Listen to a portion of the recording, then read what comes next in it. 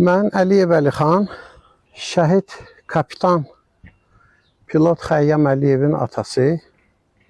Dünən axşam mənə dedilər, məlumat verdilər ki, uşağın qəbrinin yan yörəsini dağıdıblar. Hansısa nanəcimlər, belə deyək, erməni qanı daşıyanlar. Mən bunu belə adlandırıram.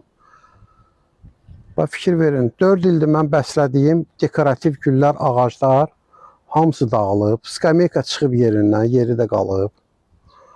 Sonra bu güldanlar, zatlar hamısı çıxmışdı, tullanmışdı. Buralar qara gündə idi, pis gündə idi.